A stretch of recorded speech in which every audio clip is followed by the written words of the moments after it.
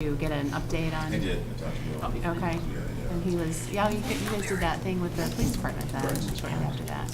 I So, love spring. Did you- hate spring? have any questions, comments? I'm like, Yeah. I'm good. Okay, cool. Oh, no. Always looking for feedback. Yeah, no, it's all. Yeah, good. That you brought from China? You got from China? It's still my first Oh my gosh, no. I'm fine. I'm fine. Seriously. Thank you, though.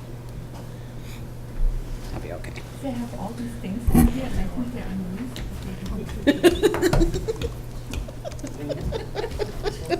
My mom used to do that. She'd dig down to the bottom of her purse and she'd be like, I'm not sure. And then I always put them like here, and then I push them. So then you've got it all over your purse, all over your country.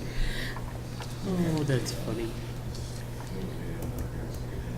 Is Byron set? Does he need a couple more minutes or is he okay? I think he's okay. He's good? So we can start? Call to order the April 26, 2017 Planning and Zoning Commission. Roll call, please. Barbie, Here. Buckley, Castro, Here? Krull, Here. Near, Wright, Chair Atherton, Here. quorum is present. Approval of the agenda. Any additions, deletions, or corrections? If there are none, I'll take a motion. Motion to approve. So moved by Barbie, Second? second by Castro. All in favor, say aye. Aye. All opposed, same sign. We have a public participation portion of our agenda. This is to open the floor to anyone who would like to speak on anything not on the agenda. So if there is anyone in the public that would like to speak. There being none, I will move on to approval of the minutes. We have the March 29th, 2017 minutes first. Any additions, deletions, or corrections? There being none, I'll take a motion. So moved? So moved by Kroll, Second. second by Barbie. All in favor, say aye. Aye. All opposed, same sign. And the April 12th, 2017 minutes, approval of those minutes. Any additions, corrections, deletions? Nope. There being none, I'll take a motion. So moved? So moved by Kroll, Second? second by Castro. All in favor, say aye. Aye. All opposed, same sign. We have no old business, so we will start with new business this evening. Public hearing on a petition by Blackhawk Road LLC, represented by Stefan Wierminski, sorry if I butchered that, for a zoning map amendment with the MFR2 Multiple Family Residential District to the PDR Plan Development Residential District. Approval of plan development preliminary plans to allow for the reestablishment of a fraternity on the subject site located at 1114 Blackhawk Road. Waivers to the Unified Development Ordinance are being requested for the minimum lot size for planned development, the number of required parking spaces, parking lot design and location requirements, landscaping, and other approvals as required for redevelopment of the property. And I will open the floor to the individuals. If you have a presentation this evening, I assume. So if you'd like to come to the podium, state your name and address. My name is Stefan Wierminski. Good evening. I'm the president of the Alumni Housing Association. Could you pull the microphone up? sorry. There you go. The president of the Thanks. Alumni Housing Association for Sigma Nu at Northern Illinois University. And I've been running the organization for a couple of years here and want to hopefully get this new property established for the guys. Okay. So we'll start off here. A lot of site upgrades will go on at the property itself. It's a bit of an eyesore at the moment, so a lot needs to be done on that property. First and foremost, we'll start with the biggest issue that we want to tackle is parking. We need to expand the parking lot, and the existing parking lot is not adequate as it sits.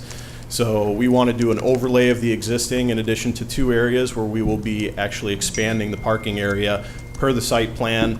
And we're also going to redirect the entrance off of Kimberly, center it up, and then we're also going to do a new entry and exit way at the north on Edgebrook as well. So this will give us a maximum amount of parking possible, with 90-degree parking stalls giving us approximately 42 parking spaces.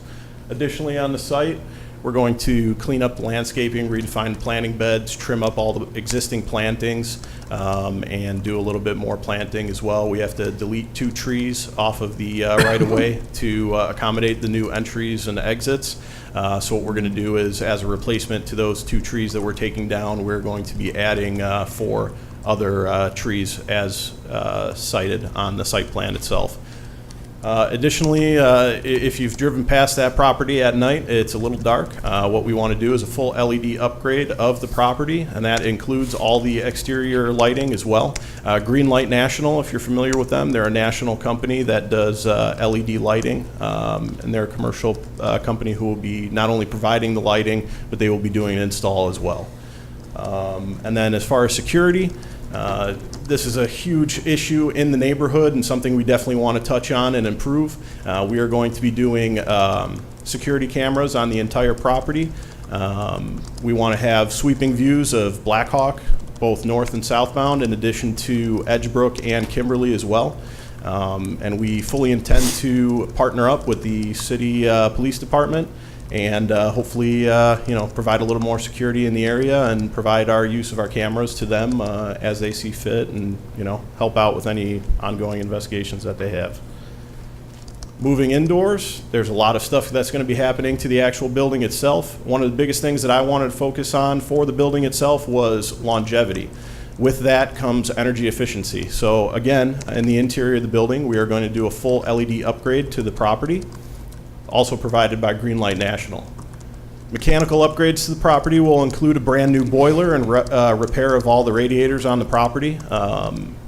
That's going to be all done by a mechanical company that's going to come out.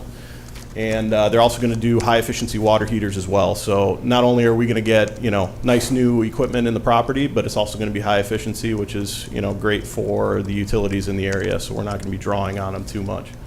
Additionally, for life safety, this was another big thing that we wanted to hit. We wanted to get sprinklers in that property right away. We know that we're not, we're coming up to that deadline for rooming houses. This is a perfect time to do it. It's not worth waiting, and we're going to have it done right away. Fox Valley has come out, and they've already gotten all the drawings done. We're ready to start permitting, and they're going to be doing the sprinklers in addition to upgrading the actual fire panel as well. So we're going to go to a brand new panel that's addressable, all new fire poles, strobes, horns, all the works. And then additionally for the property, because we are rezoning, obviously we have to hit ADA requirement. We are going to hit that requirement with an ADA accessible dorm room in addition to ADA accessible restrooms. And that concludes the additions that we'll be doing to the building. So it's going to be a lot of work, but it's going to look very nice, and it's going to be a great place for students to live. Okay. Thank you. So now I turn to the city. Yes, thank you. The applicant is noted the improvements on the site, which are doing quite a bit, I think just over $350,000 worth of work. They're requesting the hearings related to the rezoning request. It's currently zoned MFR2, multifamily residential. They're requesting rezoning to the Plan Development Residential District. Also approval of a preliminary plan, and also approval of some waivers to the UDO under the plan development. The applicant gave good background on the site, what they'd like to do there. I think the big key for the city was parking. And initial plan submitted by the applicant had just resurfacing the existing parking lot in about 21 parking spaces. We emphasized the need to provide additional parking and to push the drive-through to the north to Edgebrook. And they came back with a plan that showed more parking. We emphasized more to provide additional. They're required, they're proposing, there's 29 bedrooms in the building right now. They're proposing 45 occupants. The UDO requires for this type of use, fraternity and sororities, 1 parking space per occupant. So they actually required 45 spaces. and they're providing 42. So they've improved a lot, and staff's satisfied with that. They had some information regarding the waiver on the parking that were in your packets regarding some of the other fraternities and sororities in the area, and also some ordinances of other communities that do require actually less than we do. So we're satisfied with that. That was probably the biggest item that we were looking for. There's some problems with on-street parking in the area. So trying to provide as much off-street parking on the site as possible without, compromising the site in terms of the aesthetics, et cetera. They will be losing a couple of street trees to do this, but they're adding 4 trees back onto the site. So we were cognizant of that. They have to provide 2 handicap spaces, and one of those will provide, provide ADA access around the building also. So that's a little background on what they're requesting. They're actually located in a rental apartment complex nearby. They have 45 members. They'll have to comply with the rooming house license in the city, and that's based on the number of occupants. There's a certain square footage required, which they will meet that. In the past, the building did have a license up to as much as 61 occupants in 29 rooms from 1997 to 2004. So they're a little bit less at this point.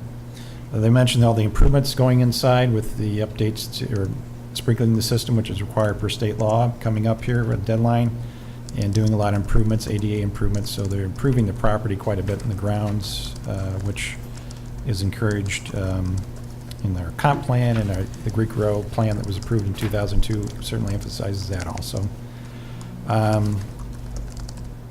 So they worked a lot with the city on the parking. The waivers to the UDO, the planned development size is 2 acre minimum. They're at 0.7 acres, but they need the plan development regarding the waivers and the parking and some landscaping, so that's justified. We went over the number of parking spaces required, and we're satisfied with that. The parking lot layout, with the latest layout, we do require some setbacks of 5 feet along the, in this case, the east line, and then 10 feet along the Edgebrook and Kimberly Drive. They have about 3.5 feet along the east edge. There's an existing tree line there, hedgerow. So to get the width of the parking needed in terms of the drive aisle, the length of the parking, they'll be able to maintain that. They're going to have to trim some of that back, so some of that may be lost. One of the conditions is to provide a landscape plan before the final plans. It includes a landscape plan that will show what can be saved along there. And the species identification. They're providing a 6.5 foot wide setback on Kimberly Drive and Edgebrook for the parking lot. We emphasize again the number of parking, so we allowed them to reduce that 10-foot setback, which is required along there. And they're at 6.5 feet. So they do have room to put some evergreen plantings, shrubbery along there to screen the parking, which they show on the plans. And as mentioned earlier, they added 4 trees more to the west side of the site in lieu of taking out 2 street trees along Edgebrook and Kimberly. And they place those at near the west end of the site. They're going to lose some shrubs with the ADA ramp, so they wanted to put those in the area where they were losing a little bit of shrubbery.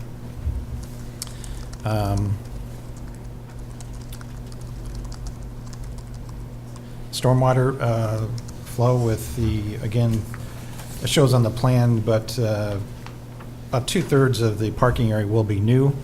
Stormwater-wise, they will be, they requested no curb and gutter, and the staff agreed with that to, again, emphasize the need to get as much parking on there as possible. Our city engineer looked at that. The stormwater flow, the sheet flow will be off the site or onto the property, into the green space, or off to Kimberly or Edgebrook Drive and down the curb and gutter system there. There's catch basins close by on those streets, so the city engineers looked at that and approved the stormwater flow on the property. We have the standards for rezoning per the UDO. Again, the comp plan recommends high-density residential here. The Greek Row plan from 2002 recommends, vitality of the area and revitalization of the neighborhood. So certainly, this was a fraternity at one time, so establishing another one in this location is in compliance with the plan. The rezoning, the zoning surrounding this site, pretty much to the north and east and south are similar zoning, multifamily. And to the west is the former campus cinemas with LC zoning. So in terms of the three sides are similar zoning and similar land uses to this property. We think it'll have a positive impact on the neighborhood. There's existing utilities, public facilities nearby in terms of bus stops, sidewalks, utilities up to the property. So staff would recommend the approval of the rezoning and approval of the plans that are in standards that are on Exhibit A, and then there's some conditions on Exhibit B. Exhibit A includes the site plan and floor plans that are in your packets. Permitted uses would be the rooming house, fraternity rooming house is determined in our zoning ordinance, UDO 2. But fraternity is also listed, so there'll be a maximum 2 occupants per bedroom, 45 residents total, maximum unit count of 29 bedrooms. They're allowed to continue their existence of the recreation and community facilities group. There's some meeting rooms in the basement they can maintain. There's a kitchen also in the lower level, ADA bedroom down there, an ADA bathroom facility. List of prohibited uses we typically use in other projects, but just avoids any group homes or other type of uses we won't want to see at this location. Development standards list the exceptions of the UDO that I went through. Also, as mentioned, they'll be required to, in the development agreement, put together a security and surveillance system that's approved by the police department. And there'll be some other standards we typically use not related to zoning that we use in other similar type of projects. Will be part of the development agreement. And part of that too will be a submittal of the final plans that will have a photometric plan that meets regulations of the UDO. Again, that's lighting's very important out in that area. The landscape plan, trash enclosure they do show on the site being cedar, wood fence 6 foot high. We just want to make sure that's treated, so a little darker color to match the building a little bit more. Add the parking lot formula to the plans. Actually, it's a 2-lot subdivision. There's a 10-foot wide utility easement right down the middle of the site that should be vacated. It's not being used. And final engineering plans should be provided with showing the drainage patterns a little bit better on the site. So it's a staff report. We recommend approval. I think it'd be a good improvement to the neighborhood, and certainly can answer any questions you may have. Okay. So first I'll open up to the public to see if there's any comment, and then we'll take questions from the commissioners if there are any.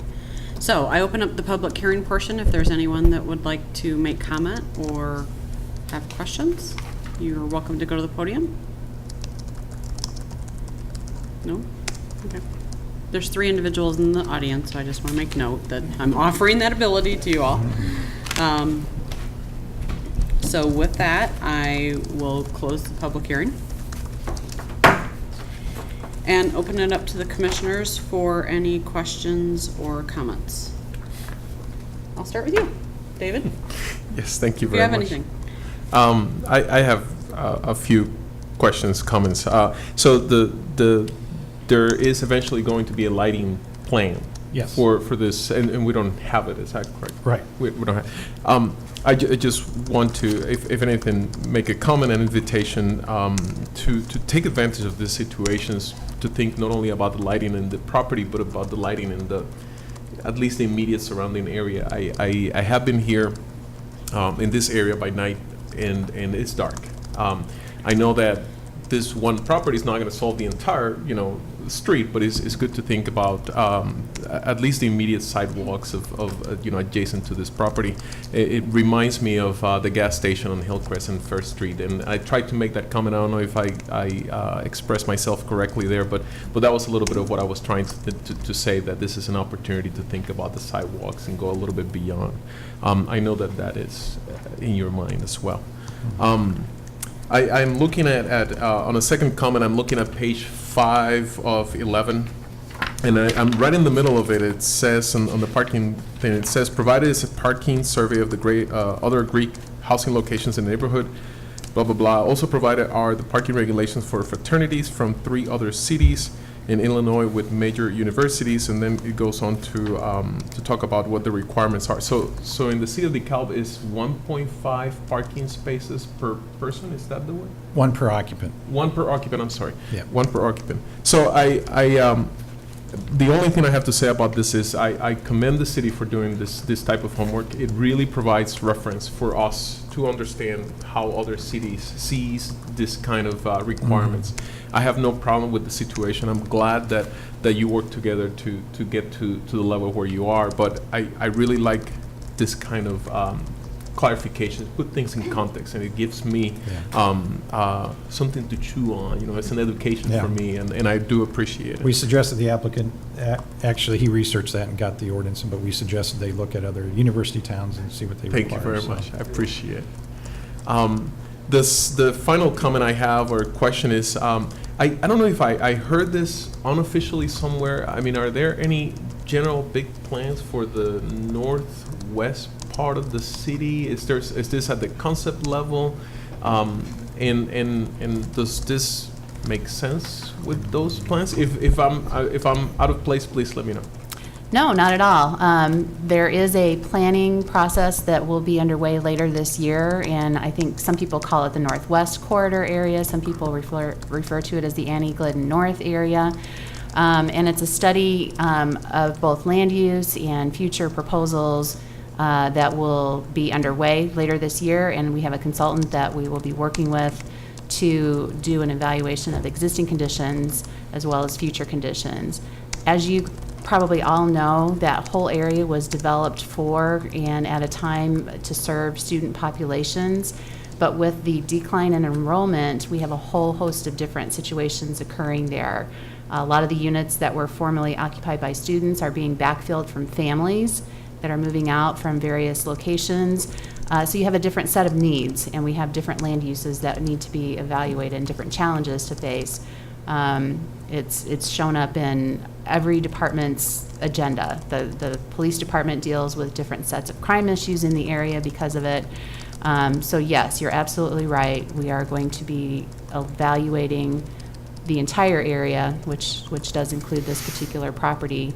And it begins, I believe, in July of this year, and we expect it to go through into the first quarter of next year, because we want to include some of the campus populations that are happening. And so we got to wait until school starts up again, and it's a inclusive process. So they're going to be inviting members from various interest groups to participate in that. So it will be a very comprehensive look at that area. And in this particular redevelopment of the building, and I mean, it fits within the fraternities that are in the area, so it's not out of place in any form or fashion. So it's not. I mean, this is not an asterisk to any of any development that may be going on in the area. Is that a fair statement? It is. Good. Thank you very much. Thank you. I also have a few questions. I agree with David. I like the comparisons, except in the end, when you give us delta, zeta, and phi psi, in some of them, there is only given the number of parking spots, not the number of residents. So we don't have any. Yeah, the applicant did the survey, so Yeah. I think they were, I think they tried to get the licenses and weren't able to get all the numbers of the actual Yeah, occupants, so, I mean, that's just, but otherwise, I said, I was wondering, what is the condition of the property now? Could you go to the podium, please? The condition of the property right now, from a structural standpoint, it is sound. That's the only reason why we were interested in the property in the first place. It's all concrete and brick construction. There aren't any water issues or structural issues at all, so the bones of the property are good. Everything past that is overgrown and neglected. The lawn is full of dandelions. I mean, all the plantings on the area are, we're fixing the dandelions, no worries. You can eat dandelions. You could, yeah. everything's overgrown, and you can see the telltale signs of neglect inside as well. The property hasn't been heated or cooled for 2 years, so that cycle over the last couple winters has been hard on the building, especially from a mechanical standpoint. We had our mechanical contractor in actually on Monday morning, and we found several areas of burst pipes and everything that needs to be repaired. But the nice thing about it is, like I said, the bones of the property are good and everything's exposed because it is concrete and block construction. So from a construction standpoint, revitalizing that property and getting it back to what it should be is going to be very easy, and it'll be fast to do so as well. I was just wondering, I mean, I'm not a realtor, but your $340,000 or $350,000 seems to be Yes, ma'am. not enough. When I think there are 29 rooms, and when I remember how much it costs to fix up one room, which usually in the $10,000 range, Sure. and so, but that's your problem, I Yeah. guess it has nothing to do with what we have to do. Well, the nice thing, especially for the building itself, the biggest improvements that need to be done to the property are going to be the 2 common restrooms, in addition to the mechanical upgrades of the property. The rooms themselves, perennially what fraternities will do, sororities do it a little bit differently because frankly they've been established and they have a little bit more money, something we hope to do in the future, but we provide non-furnished rooms. So what we will do is provide a freshly painted room with a light fixture, again LED, that'll be surface mounted in the room, and it'll be basically a blank canvas for the occupant to bring in a bed and all their other furniture. Obviously there will be restrictions to what they're going to be able to bring in, and the rooms aren't that big in the first place, so it's going to be 2 gentlemen and 2 beds. That's pretty much it. So, but from that standpoint, it makes it very economical for us because there's not much that needs to be done to the actual 29 rooms themselves. So, but some of the rooms will be singles, right? Correct. Because otherwise you're over the 45. Correct. Some occupant. will be singles, some will be doubles. So And then in the basement, there's a room that seems to be connected with an office. Is that for the manager, or whose room is it that? could be for the manager, especially a lot of the older sorority houses, including all the sorority houses that are currently active right now. You have to have a house mom in the actual building. So that's what that room was used as an apartment in the past, or for a graduate live-in advisor. So. Because there doesn't seem to be a door to the office, so you kind of live in your work. Correct. At present, there isn't a door. There is a door frame there, but we want to establish a new door right there. So the plans were drawn by the architect as existing at the time, so that when we resubmitted our new plans, there was a stark contrast to the 2. Yeah, that's about it. I have no further questions. Matt, how about you?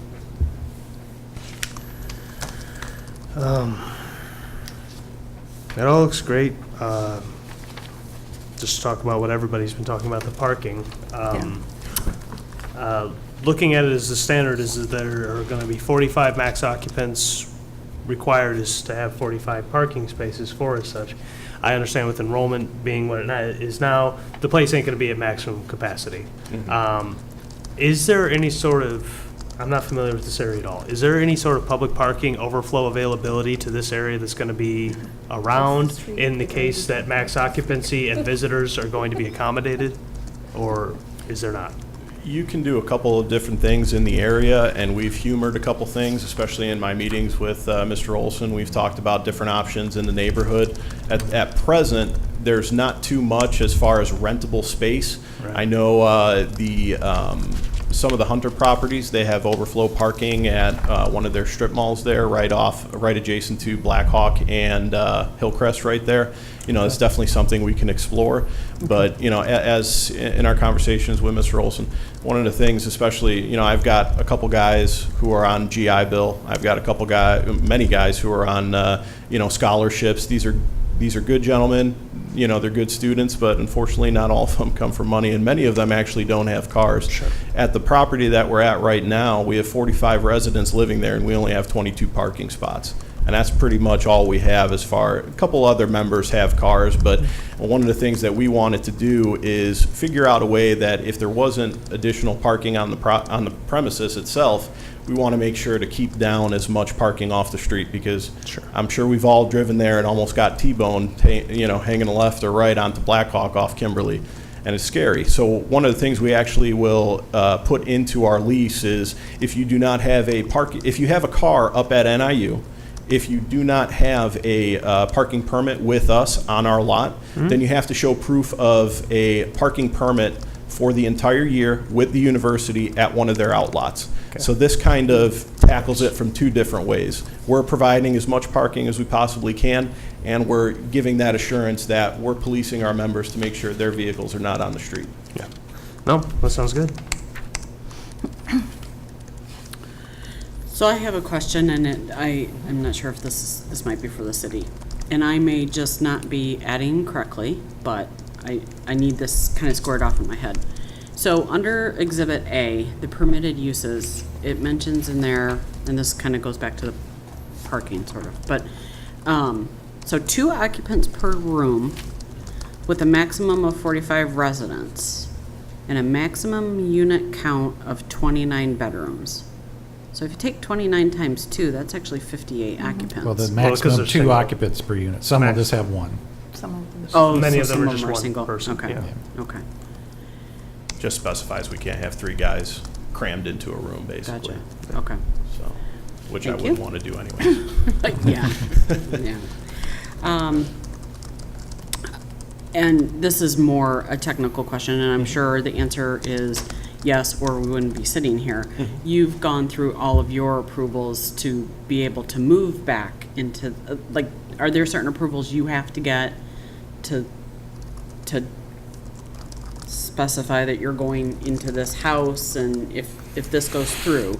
Yes. So you've gotten all your... Yes. The national organization itself has been made aware of the situation, and they're excited for the move. Okay. They're fully supportive of it. Okay, I great. guess this trigger another question. Can you live in the building while some of these modifications are taking place? No. So No, this has to be completed before people move Yeah. in to live there? Okay. So they're in a rush to get this approval so they can start the work and get their residents in there by So this may August. very well be done by the start of the next school year? Yeah, they want us to get in there by August. That's what we want to do. Yeah. Okay. And they closed got- on the property earlier this month, so they do own the property. Yeah. Got 45 members who need a place to live next year, and just as many parents who are eager to get them moved in, so. Okay, that's all the questions that I had. Anybody else have any further questions? No? Okay. Thanks. You can go ahead and have a seat. Any further discussion from the city or any further comments?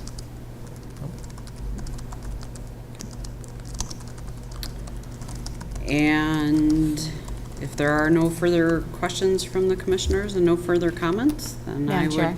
I'm sorry. I just want to note, one additional person did walk in. I don't know if we want to see if there's any other public. Closed the He public closed the hearing hearing. already. Okay, Sorry. missed that. Sorry. And I can't reopen it, correct? Once it's closed. Okay. So with that being said, now I've lost my spot here. I would be Looking for a happy motion? to take a motion if you'd like. Looking for a Whoever would motion? like it. Sure. I'll make a motion. Based upon the submitted petition and testimony presented, I move that the Planning and Zoning Commission forward its finding of fact and recommend to the City Council approval of the zoning map amendment from the MFR2 Multiple Family Residential District to the PDR Plan Development Residential District, and approval of the plan development plan to allow for the reestablishment of fraternity on the subject site located at 1114 Blackhawk Road per the plan development plans and standards listed in Exhibit A and subject to the conditions listed in Exhibit B. Motion is in play by Mr. Kroll, Second. second by Barbie. Any discussion? There being none, I'll take roll call. Barbie, Yes. Buckley, Castro, Yes. Kroll, Yes. Neer, Wright, Chair Atherton. Yes. Motion passes. Next item is reports items for the next meeting. The next meeting is scheduled for May 3rd next week, but actually we'll be canceling that. So Good, we have no because I public won't be- hearings set. The item tonight was passed down to the council, so we'll send that notice out tomorrow, Friday. Okay. Just note too, the council meeting this past Monday, they had a few items that the commission had passed recommendations on. Let's update on those. The Kishwaukee Country Club annexation and rezoning was approved by the council, and also the rezoning at 1015 Blackhawk, the campus cinemas to light commercial, was approved also. And they, on first reading, accepted and filed the special use permit for the mobile gas station at First Street in Hillcrest, and that'll be on second reading at the first meeting in May. Okay, great. So before I ask for a motion to adjourn, I just have one quick statement that I would like to say. This is our last commission meeting under the realm of Mayor Ray, and I just wanted to publicly thank him for his service. And every commissioner that's on this commission, except for myself, was appointed by Mayor Ray, which I think is pretty telltale to state, and I think that's important for me to state tonight.